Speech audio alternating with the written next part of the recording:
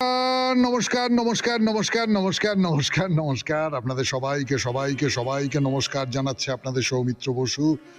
সবাইকে অজস্র শুভ কামনা জানাচ্ছে, সবাইকে স্বাগত জানাচ্ছে আজকের এই শরণাগত অনুষ্ঠানে এবং সবাইকে শুভ সকাল জানাচ্ছে।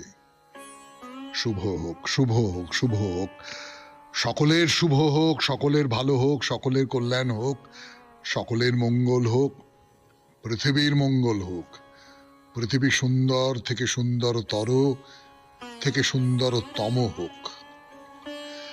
আজকে নানান কারণে খুব বিশেষ দিন, তার মধ্যে একটা তো নিশ্চয়ই আজ বুদ্ধ পূর্ণিমা। আজ বুদ্ধদেবের জয়ন্তী, তার বাইরে গোস্বামী মতে মাধবী পূর্ণিমা, আজকে শ্রী শ্রীকৃষ্ণের ফুলদোল যাত্রা, শ্রী মাধবচন্দ্র পুরী গোস্বামী ও শ্রী পরমেশ্বর দাস ঠাকুরের তিরোভাব তিথি আজকে। ঈশ্বরপুরীর কথা আপনাদের বলেছি, শ্রী চৈতন্যদেবের কথা বলতে গিয়ে তার আবির্ভাব তিথি, এবং এই যে বুদ্ধদেব, ঈশ্বরপুরী, মাধবচন্দ্র পুরী, এদের যাদের কথা বললাম হয়তো তার সূত্র ধরেই বলা যেতে পারে আজকে আন্তর্জাতিক নার্স দিবস 12ই মে।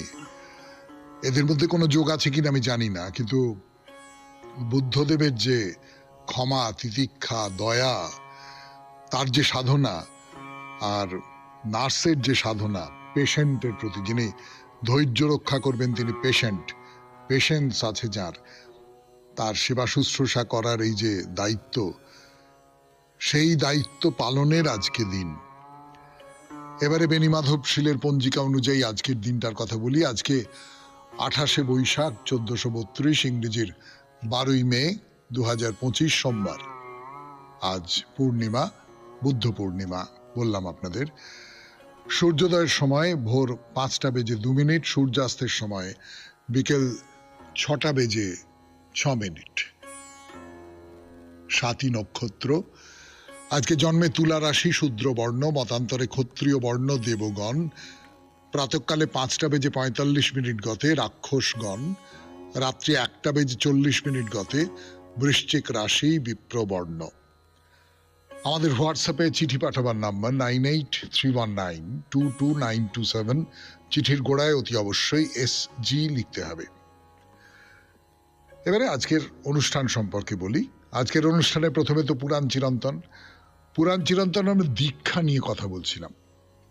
প্রাচীনকালে দীক্ষা বলতে কি বোঝাতো, এবং দীক্ষা আসলে যে কোনো একটা বড় কাজ করবার সময় ব্রত পালন এবং সংকল্প করা এবং নিজেকে সংযত রাখা, তাকেই বলে দীক্ষা। এবং সংযত রাখা বলতে কি বোঝানো হচ্ছে বা হতো, সেটা বলবো আমরা অনুষ্ঠানের মাঝখানে বলবো। আপাতত এই ধর্তাইটুকু দিয়ে রাখি, সেই সমস্ত নিয়ে কথাবার্তা বলা হবে পুরাণ চিরন্তনে। তারপর স্বামী বিবেকানন্দের রচনা থেকে পাঠ, কর্মজীবনে বেদান্ত, প্রথম পর্ব, তার খানিকটা অংশ পড়ে শুনিয়েছি, আরো খানিকটা অংশ শোনাবো আজকে। ঠাকুর শ্রী রামকৃষ্ণ পরমহংসদেবের কথামৃত থেকে পাঠ করে শোনাবো স্বামী গোকুলানন্দের রচনা মানসিক চাপ জয় করবার উপায় সম্পর্কে তার যে গ্রন্থ, সেই গ্রন্থ থেকে পড়ে শোনাবো আপনাদের চিঠিপত্র, এবং শেষে বাইরে দূরে 92.7 বিগ FM এ শরণাগত অনুষ্ঠান। আমি আছি আপনাদের সঙ্গে, আপনাদের সৌমিত্র বসু। চিরন্তন 92.7 বিগ FM এ শরণাগত অনুষ্ঠান শুনছেন। আমি আপনাদের সৌমিত্র বসু হাজির হয়েছি দীক্ষা নিয়ে কথা বলবার জন্য। তো দীক্ষার মানেটা হচ্ছে শ্রেষ্ঠাং ধিয়ং ক্ষীয়তীতি, মানে একটা পদ্ধতি, যে পদ্ধতিতে সবচেয়ে বেশি করে অনুপ্রেরণা পাওয়া যায়। এই দীক্ষা যিনি গ্রহণ করছেন, তিনি 12টি কর্ম করতে পারবেন না, বৈদিক কর্ম, বেদের যুগের কথা হচ্ছে। সেই 12টি বৈদিক কর্ম করতে পারবেন না। অগ্নিহোত্র করতে পারবেন না বলেছিলাম, পৌর্ণমাস যজ্ঞ করতে পারবেন না, অমাবস্যার কর্ম, পিতৃযজ্ঞ, এই সমস্ত করা যাবে না। আর তার বাইরে দীক্ষিত হলে যার তার সঙ্গে কথা বলা যাবে না।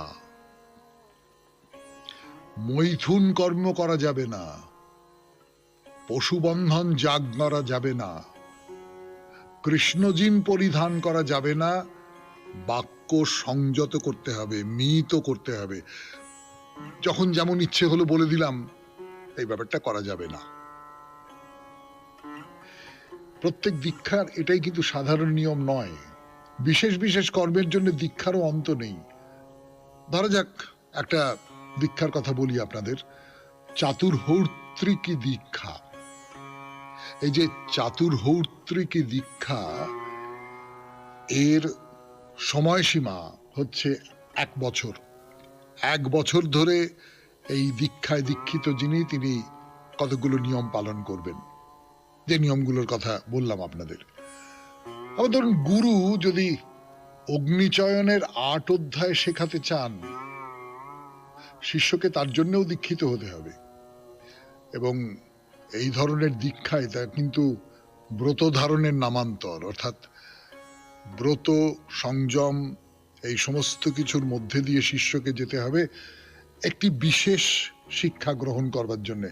অগ্নিচয়নের 8 অধ্যায়, এইটা যদি শিখতে চান, তো এই যে অগ্নিচয়নের 8 অধ্যায় শিখতে গেলে কি করতে হবে? সকালবেলা, দুপুরবেলা আর বিকেলবেলা, সন্ধেবেলা 3 কলসি করে জল আনতে হবে। 1 কাপড়ে থাকতে হবে, ঘরের ভেতর মাটিতে শুতে হবে। আর আরো কি কি করতে হবে সেটা বলবার জন্য ফিরে আসছি গানের পর 92.7 বিগ এফএম এ শরণাগত অনুষ্ঠানে।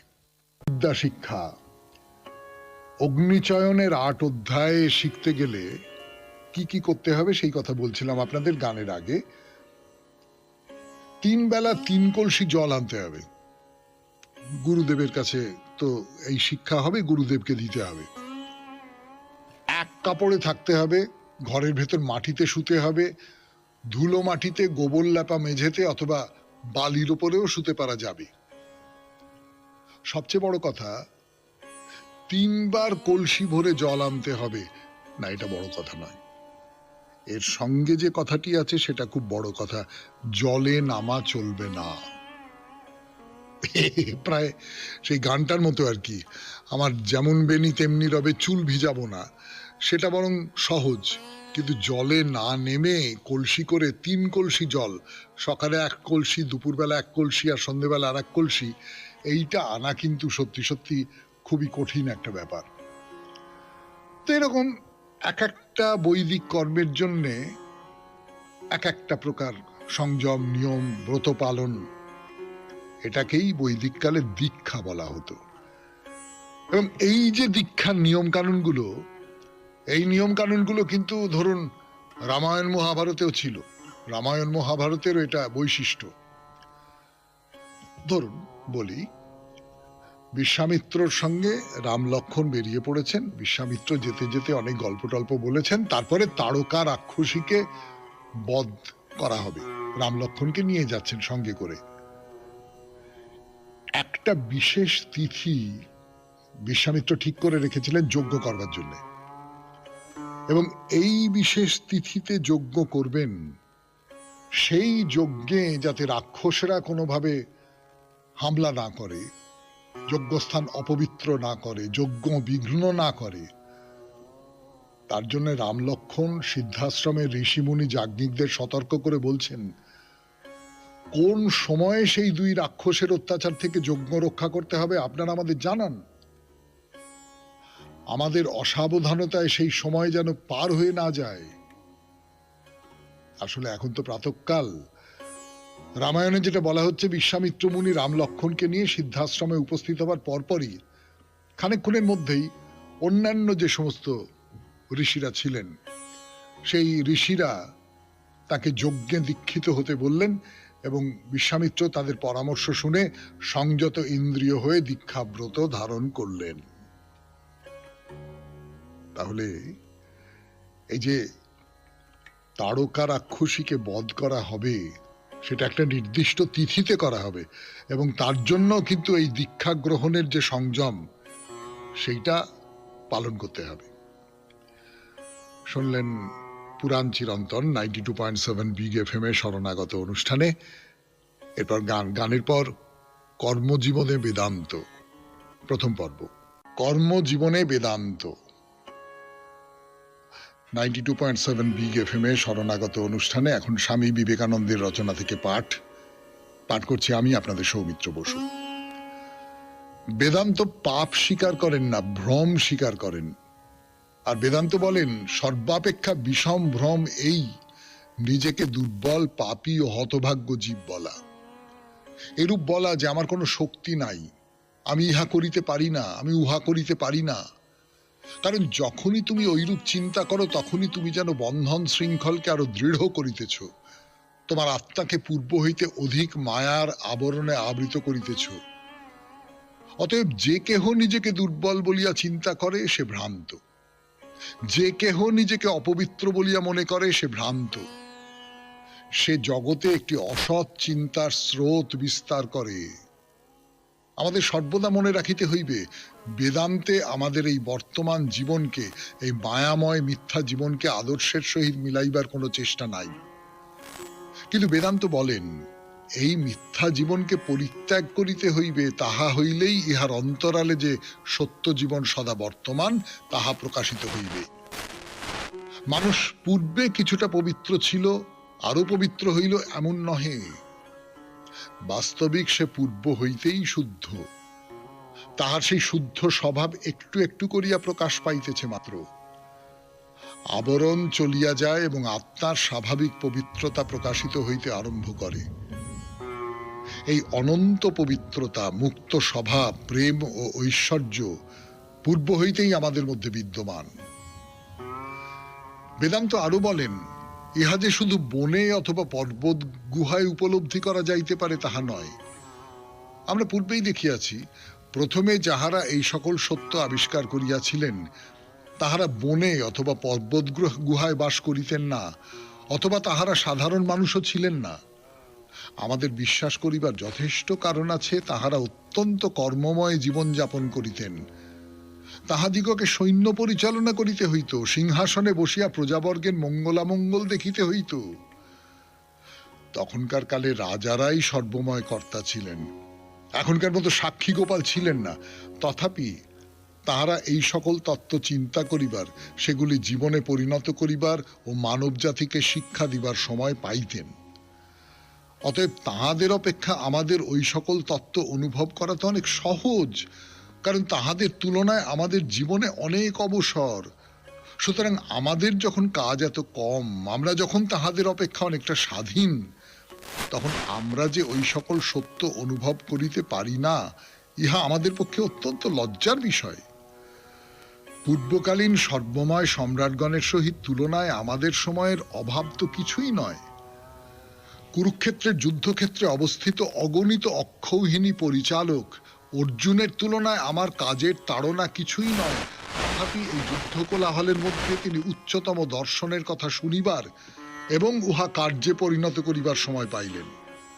সুতরাং আমাদের এই অপেক্ষাকৃত স্বচ্ছন্দ ও আরামের জীবনে ইহা পারা উচিত। আমরা যদি বাস্তবিক সদ্ভাবে সময় কাটাইতে ইচ্ছা করি, তাহা হইলে দেখিব আমরা যতটা ভাবি তাহা অপেক্ষা আমাদের অনেকেরই যথেষ্ট সময় আছে। আমাদের যতটা অবকাশ আছে তাহাতে যদি আমরা বাস্তবিক ইচ্ছা করি, তবে একটা আদর্শ কেন 50টি আদর্শ অনুসরণ করিতে পারি। কিন্তু আদর্শকে কখনোই নিচু করা উচিত নয়।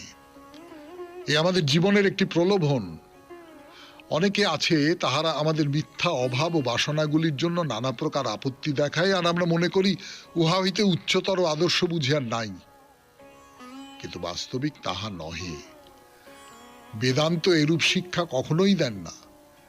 প্রত্যক্ষ জীবনকে আদর্শের সহিত মিলাইতে হইবে, বর্তমান জীবনকে অনন্ত জীবনের সহিত মিলাইয়া দিতে হইবে। শুনলেন স্বামী বিবেকানন্দের রচনা থেকে পাঠ 92.7 বিগ এফএম এ শরণাগত অনুষ্ঠানে। এরপর গানের পর কথামৃত। ফিরে এলাম 92.7 বিগ এফএম এ শরণাগত অনুষ্ঠানে। এবার কথামৃত থেকে পাঠ। আমরা ঠাকুরের শ্রীরামকৃষ্ণ কথামৃতের একটা মাঝামাঝি জায়গায় আছি, যেখানে ঠাকুরের কাছে কিছু গৃহস্থ ভক্ত বধূরা এসেছেন, স্ত্রীলোকেরা এসেছেন, নারীরা এসেছেন। তারা এসে ঠাকুরের উপদেশ চাইছেন। এখন যেটা দেখতে হবে সেটা হচ্ছে যে এই যে অন্তঃপুরিকারা যারা রয়েছেন তাদের ঠাকুর কি উপদেশ দেন, পুরুষদের তিনি কি উপদেশ দিচ্ছেন দেন, সেটা আমরা শুনেছি বহুবার। একই কথা হয়তো বারবার অনেকবার বলা হয়েছে আপনাদের সামনে, কিন্তু মহিলাদের তিনি কি উপদেশ দিচ্ছেন সেটা লক্ষ্য করি। যেমন তিনি বলছেন যে দেখো, তোমরা শিব পুজো করো, কি করে পুজো করতে হয় নিত্যকর্ম বলে বই আছে, সেই বই পড়ে দেখে নেবে। বেশ, খুব ভালো। শিব পুজো, মেয়েরা শিব পুজো করবে, এই পর্যন্ত ব্যাপারটা বোঝা গেল, এতে কোনো গন্ডগোল নেই। এর পরে যেটা বলছেন সেইটা হচ্ছে মারাত্মক কথা। বলছেন ফুল তোলা, চন্দন ঘষা, ঠাকুরের বাসন মাজা, ঠাকুরের জলখাবার সাজানো, এই সকল করতে হলে ওই দিকেই মন থাকবে, হীন বুদ্ধি, রাগ, হিংসা এসব চলে যাবে।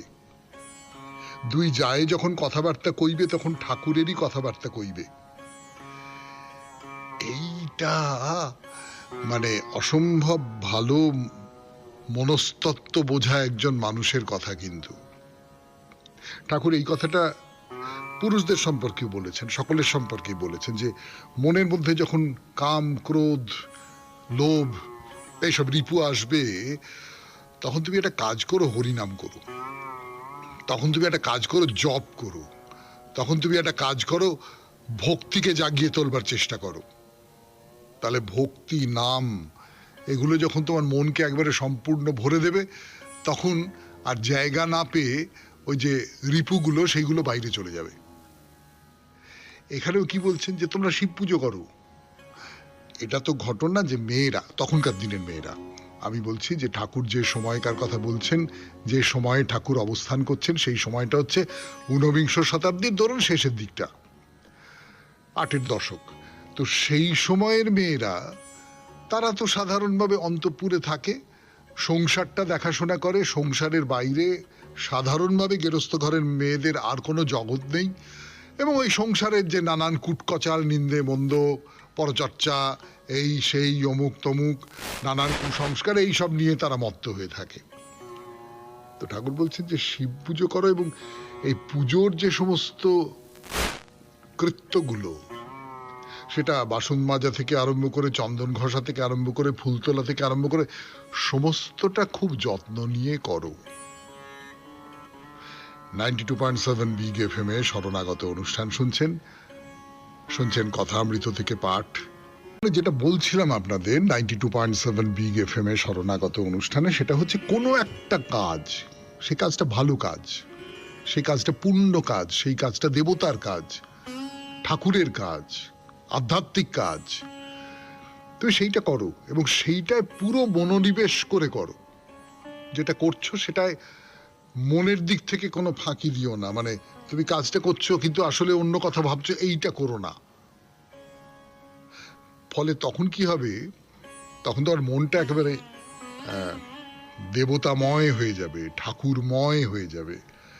তখন দুই যায় যখন কথাবার্তা বলবে, তখন জানিস তো অমুকের বউ অমুক, তমুকের মেয়ে তমুক, এই সমস্তর দিকে না গিয়ে একেবারে আধ্যাত্মিক কথাবার্তাই বলবে, দেবতার কথাবার্তা বলবে, ঠাকুরের কথাবার্তা বলবে, এই সমস্তটাই বলবে, ভক্তির কথাবার্তা বলবে। অর্থাৎ তার জগৎটাই ভক্তি দিয়ে গড়া হয়ে যাবে। ভক্তি দিয়ে গড়া যে জগৎ, তার বাইরে আর কিছু তার মনের মধ্যে স্থান পাবে না। ঠাকুর কি বলছেন যে কোনো রকম করে ঈশ্বরেতে মনের যোগ করা, একবারও যেন তাকে ভোলা না হয়। এই কথাটা এর আগেও আপনাদের বলেছি, আমার খুব প্রিয় উপমা এটা। যেমন তেলের ধারা, তার ভেতরে ফাঁক নেই। একটা ইঁটকে বা পাথরকে ঈশ্বর বলে যদি ভক্তিভাবে পূজা করো, তাহলেও তার কৃপায় ঈশ্বর দর্শন হতে পারে। যে কোনো একটা কিছুকে নাও, যে কোনো একটা কিছুকে নাও, তাকে ঈশ্বর বলে বিশ্বাস করো, করে প্রার্থনা করো, তাকে পুজো করো, তাকে অবলম্বন করে তোমার তোমার সমস্তটা বৃত্তায়িত হোক, তাহলেই তুমি তাকে পাবে। কেবলমাত্র কোনো এক ঠাকুর দেবতার মূর্তি নিয়ে তাকেই আরাধনা করতে হবে এমনটা ভাববার কোনো কারণ নেই। সবকিছুর মধ্যে তিনি আছেন, এই জগতের সবকিছুর মধ্যে তিনি আছেন। এই জগতের সবকিছুর মধ্যে তুমি তাকে সৃষ্টি করে নিতে পারো। তো ঠাকুর কি বলছেন? বলছেন আগে যা বললুম শিব পূজা, এইসব পূজা করতে হয়, তারপর পাকা হয়ে গেলে বেশি দিন পূজা করতে হয় না, তখন সর্বদাই মনের যোগ হয়ে থাকে, সর্বদা স্মরণ মনন থাকে। অর্থাৎ ওই নতুন চারা গাছটি, তাকে তো ছাগলে মুড়িয়ে খেয়ে যাবে, গরুতে মুড়িয়ে খেয়ে যাবে, তার চারপাশে বেড়া দিতে হয়। পুজো আর পুজোর কাজকর্ম, পুজোর যে কৃত্য, সেইগুলো হচ্ছে এই বেড়া।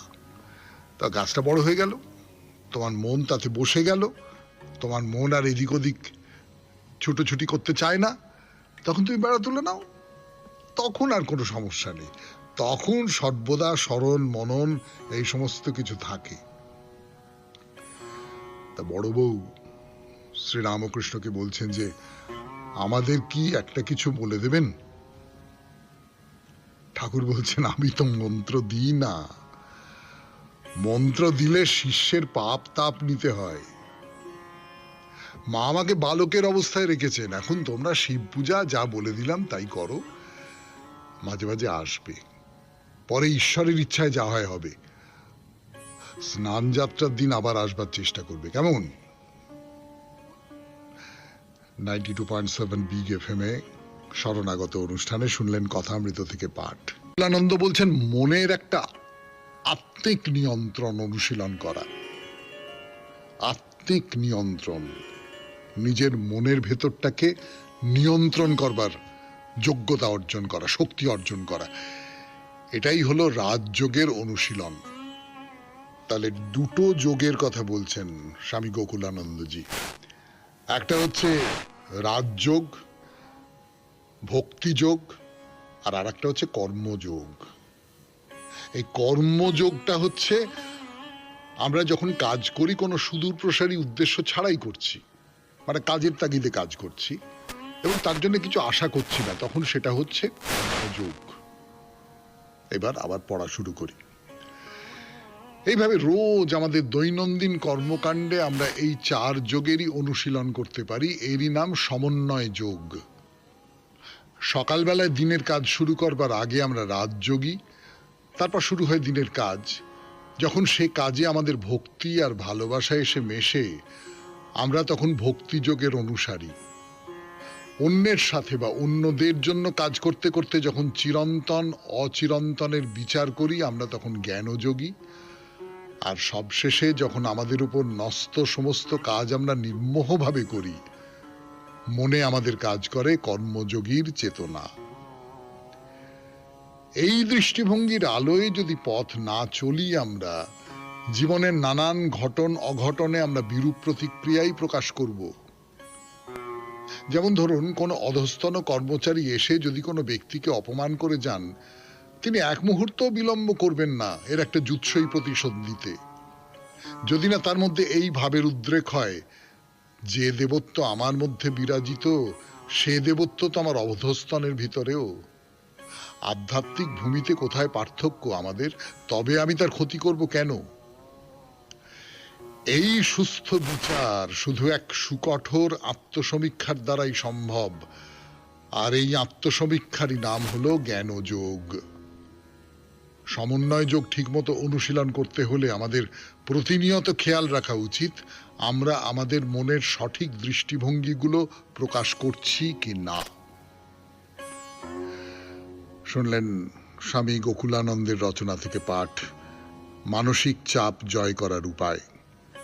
এখন গান, গানের পরে আপনাদের অনুষ্ঠানে এখন চিঠি পড়ার পালা। কিন্তু আজকের এই চিঠিটা সম্পর্কে আমার একটা অনুযোগ আছে, বা এই ধরনের চিঠি সম্পর্কে আমার একটা অনুযোগ আছে। না, অনুযোগ মানে চিঠিটা বড্ড ছোট। খুব বড় চিঠি যেমন অসুবিধে করে, অনুষ্ঠানের যে ভারসাম্য সেইটাকে নষ্ট করে দেয়, তেমনি করে খুব ছোট চিঠিও না কোথাও একটা শ্রোতার কানে যেন ঠিক মতো পৌঁছয় না, মানে পড়া মাত্র শেষ হয়ে গেল, ফলে শ্রোতা ওটা ভালো করে অনুধাবন করতে করতে বুঝতে বুঝতেই শেষ হয়ে যায়। ফলে মাঝামাঝি পন্থা নেওয়াটাই ভালো। এইটা যিনি লিখেছেন তাকে বলছি এবং আপনাদের অনেককেই বলছি যে ওই 1 লাইন 2 লাইনের চিঠি অনেকে লেখেন, সেইগুলো পড়া যায় না, কিন্তু একটু ওই 250 শব্দের হিসেবটা যদি মাথায় রাখেন তাহলে খুব ভালো হয়, এই আর কি। কিন্তু জিজ্ঞেস করতে পারেন তাহলে আপনি এই ছোট চিঠিটা পড়ছেন কেন? পড়ছি তার কারণ এই চিঠিটা যিনি লিখেছেন শুভ্রা রায়, এটি এই শরণাগত অনুষ্ঠানে তার প্রথম চিঠি। তার প্রথম চিঠি, তার তো একটা আলাদা রকমের মাধুর্য আছে, তার তো একটা আলাদা রকমের সুষমা আছে, সেই জন্যই এই চিঠিটাকে বেছে নিলাম। কিন্তু শুভ্রা দেবীকেও বলবো এরপরে আরেকটু বড় করে লিখবেন, আরেকটু বেশি সময় আপনার সঙ্গে থাকতে পারবো তাহলে আমরা সবাই। তাহলে এবার পড়ে শোনাই। পরম মান্যবরে সুসৌমিত্র বাবু, আপনার পরিচালনায় প্রচারিত শরণাগত অনুষ্ঠানটি আমি রোজ শুনি।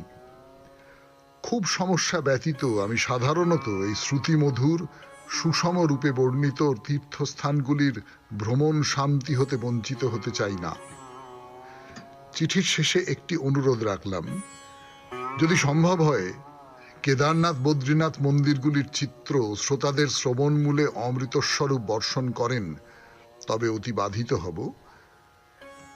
আপনাকে লেখা এইটি আমার প্রথম চিঠি। অসতর্কতার হেতু কোনো ভুল ত্রুটি হলে মার্জনা করবেন। নমস্কারান্তে শুভ্রা রায়। হ্যাঁ, এই লাইনটা সম্পর্কেও আমার আপত্তি আছে। অসতর্কতা হেতু ভুল ত্রুটি মানে ভুল ত্রুটি আমি কি এখানে পরীক্ষা নিতে বসেছি নাকি যে ভুল ত্রুটি ছাড়া চিঠি তাকে নম্বর দেবো? এইরকমটা কেন ভাবেন? বন্ধু হিসেবে ভাবতে পারেন না, বা দাদা হিসেবে বা ভাই হিসেবে ভাবতে পারেন তো? যাই হোক, আপনি যে প্রস্তাবটা করেছেন সেটা খুব ভালো প্রস্তাব। কেদারনাথ বদ্রীনাথ নিয়ে এর আগে বাইরে দূরেতে অনুষ্ঠান করেছি, আমার ধারণা একাধিকবার করেছি, কিন্তু আবার করলে মন্দ হয় না, করা যাবে কোনো একটা সময়। আপনি তো নিয়মিত শ্রোতা, কাজে কোনো একটা সময় আপনি শুনবেন কেদারনাথ বদ্রীনাথের কথা, আর তখন মনে মনে ভাববেন আপনার কথা ভেবেই বা আপনার মতো অনেকের কথা ভেবেই সৌমিত্র বসু এই কেদারনাথ বদ্রীনাথ ভ্রমণের কথা শুরু করলো। এবার তাহলে বাইরে দূরে 92 দিন যা বলছিলাম আপনাদের 92.7 বিগ FM এ শরণাগত অনুষ্ঠানে যে এই যে দার্জিলিং শহরটা, এই শহরটা নানান দিক থেকে প্রচুর বাড়িঘর হয়ে গেছে। খুব সোজা কথায় আমি যদি বলি, প্রচুর বাড়িঘর, প্রচুর গাড়ি, সেই গাড়িগুলো ট্যুরিস্টদের নিয়ে নানান জায়গায় দাপাদাপি করে বেড়াচ্ছে, প্রচুর ধোঁয়া ধুলো ইত্যাদি ইত্যাদি ইত্যাদি ইত্যাদি, পাহাড় কেটে কেটে সব বাড়ি, রাস্তা, সিঁড়ি। কোথাও একটা মানে এগুলো দেখতে ভালো লাগে না, মনে হয় প্রকৃতিকে যেন নানান রকমের সব শেকল দিয়ে বন্দি করে রেখে দেওয়া হয়েছে। আর এই অবরুদ্ধ থাকার রাগে, অবরুদ্ধ থাকার যন্ত্রণায় প্রকৃতি যেন বারবার ফুঁসে ফুঁসে উঠছেন। বস্তুত সেই ফুঁসে ওঠার নানান ঘটনা তো আমরা খবরের কাগজে দেখতে পাই, তাই না?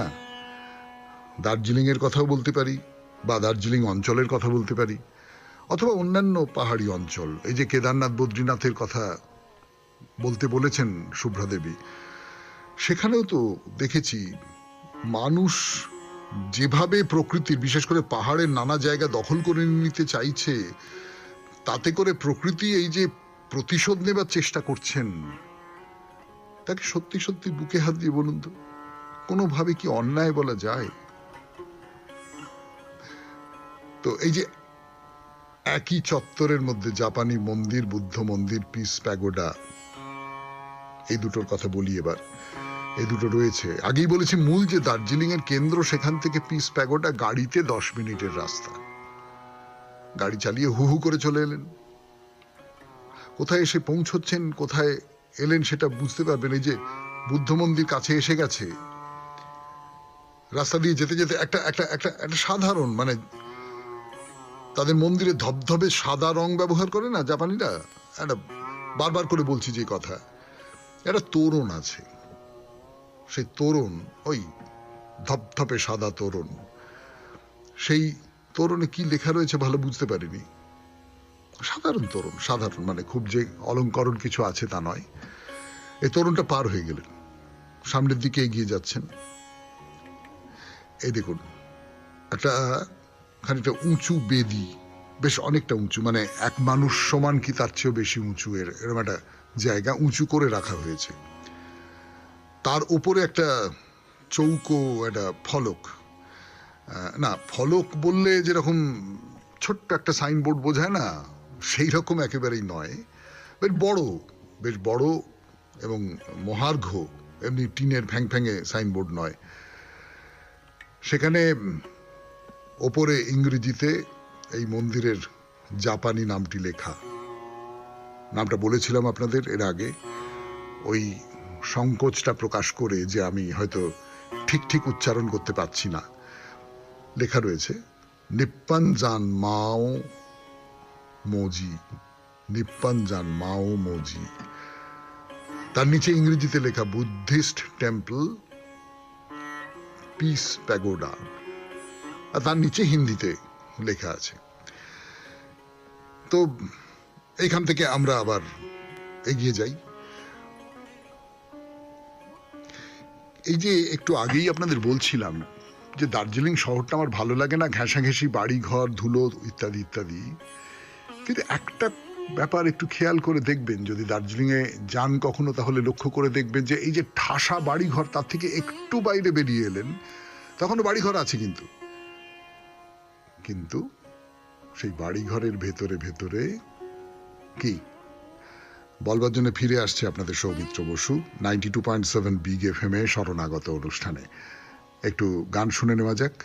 চলে এলেন যখন, তখন ওই বাড়িঘরের ফাঁকে ফাঁকে কিন্তু প্রকৃতি আপনাকে টুকি টুকি করে ডাকছে। এই উপমাটাই মনে এলো।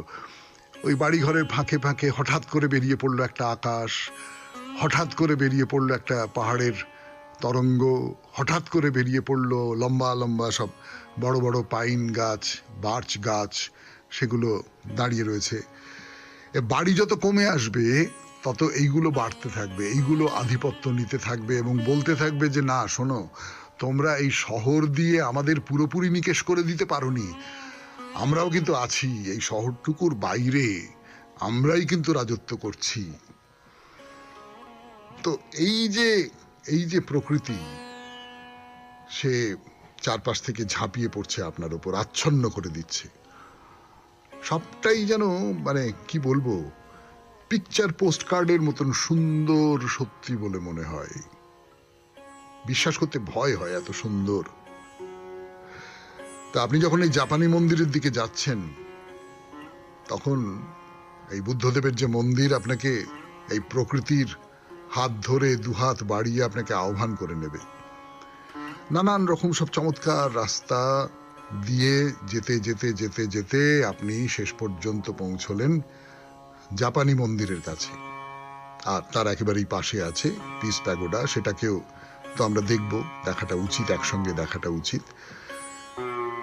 দেখুন একটা কথা আপনাদের বলি, যে যেহেতু মানে কোন জাপানি ধর্মস্থানের যেটা এই যে অঙ্গ যেটাকে বলা যায় বৌদ্ধ স্তূপ, তার সম্পর্কে একটা বিশেষ ধারণা তো আছে আমাদের।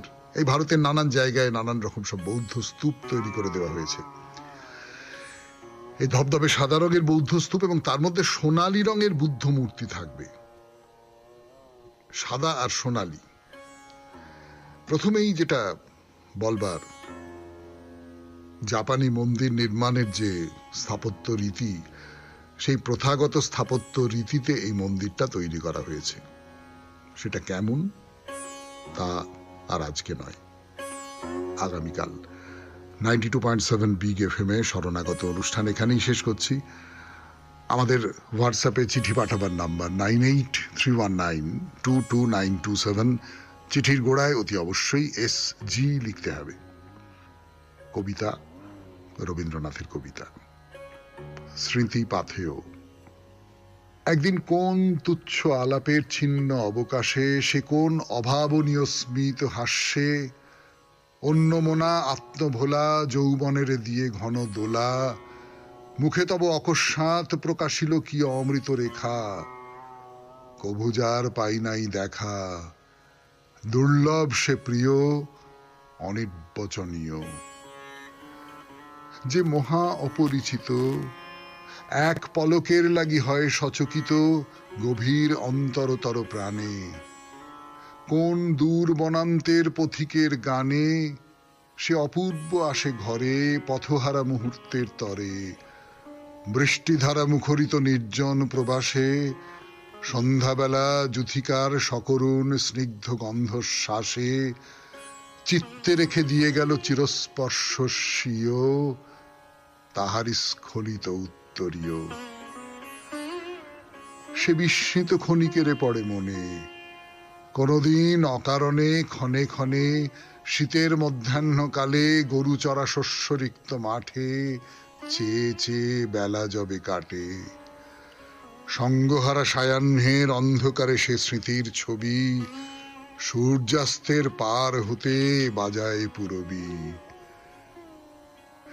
পেয়েছি যে সব ধন, যার মূল্য আছে ফেলে যাই পাছে, সেই যার মূল্য নাই জানিবে না কেউ, সঙ্গে থাকে অখ্যাত পাথেয়। খুব ভালো থাকবেন, আনন্দে থাকবেন। নমস্কার। নমস্কার নমস্কার নমস্কার নমস্কার নমস্কার নমস্কার আপনাদের সবাইকে সবাইকে সবাইকে নমস্কার জানাচ্ছে আপনাদের সৌমিত্র বসু। সবাইকে অজস্র শুভ কামনা জানাচ্ছে, সবাইকে স্বাগত জানাচ্ছে আজকের এই শরণাগত অনুষ্ঠানে এবং সবাইকে শুভ সকাল জানাচ্ছে। শুভ হোক, শুভ হোক, শুভ হোক, সকলের শুভ হোক, সকলের ভালো হোক, সকলের কল্যাণ হোক, সকলের মঙ্গল হোক, পৃথিবীর মঙ্গল হোক, পৃথিবী সুন্দর থেকে সুন্দরতর